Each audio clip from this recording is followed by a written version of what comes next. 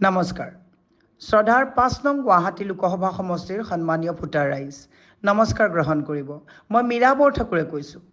বিৰোধী ঐক্য মঞ্চ আৰু ভাৰতীয় জাতীয় কংগ্ৰেছৰ মনোনীত প্ৰাৰ্থী হিচাপে মই নিৰ্বাচনত অৱতীৰ্ণ হৈছোঁ। অহা ৭ মে' তাৰিখে নিৰ্বাচন অনুষ্ঠিত হ'ব। মই গুৱাহাটী লোকসভা সমষ্টিৰ প্ৰতিজন সন্মানীয় ভোটাৰৰ পৰা সহায়, সহযোগ, আশীৰ্বাদ আৰু সহযোগিতা কামনা কৰিছোঁ। মই ৰাজনৈতিকভাৱে প্ৰস্তুতি লৈছোঁ।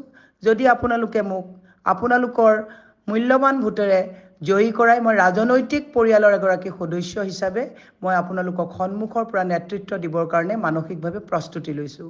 মই আশা ৰাখিছোঁ সন্মুখত যিবিলাক প্ৰবল প্ৰত্যাহ্বান আছে, মহিলাসকলৰ সমস্যা, যুৱ প্ৰজন্মৰ সমস্যা, কৃষকৰ সমস্যা, ব্যৱসায়ীসকলৰ সমস্যা, নিম্ন মধ্যবিত্ত আৰু যিসকল আমাৰ দুখীয়া পৰিয়ালৰ যিবিলাক সমস্যা আছে, এই সমস্যাবিলাক বিভিন্ন অলিয়ে গলিয়ে গৈ মই অধ্যয়ন কৰিছোঁ।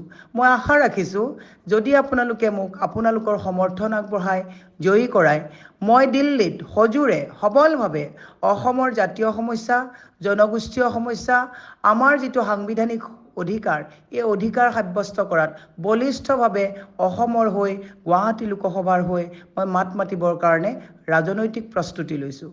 আশা কৰিছোঁ আপোনালোকে ৭ তাৰিখে আপোনালোকৰ মূল্যৱান বহুমূলীয়া ভোটেৰে মোক জয়যুক্ত কৰাই আপোনালোকৰ এগৰাকী পৰিয়ালৰ ৰাজনৈতিক পৰিয়ালৰ সদস্য হিচাপে মোক আপোনালোকে মনোনীত কৰি আপোনালোকে মোক জয়যুক্ত কৰাব।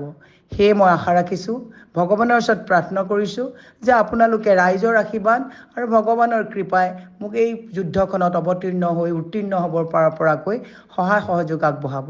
সেয়ে মই প্ৰত্যেকজন সন্মানীয় ভোটাৰ ৰাইজক কৈছোঁ যে ৭ তাৰিখে বতাহ, বৰষুণ, নেওচি হ'লেও বতৰ যেনেকুৱাই নহওক, আপোনালোকে আপোনালোকৰ ভোটাধিকাৰ সাব্যস্ত কৰি সুস্থ গণতন্ত্ৰ আৰু সংবিধান ৰক্ষাৰ স্বাৰ্থত আপোনালোকে মতদান কৰিব বুলি মই বিনম্ৰভাৱে অনুৰোধ জনাইছোঁ।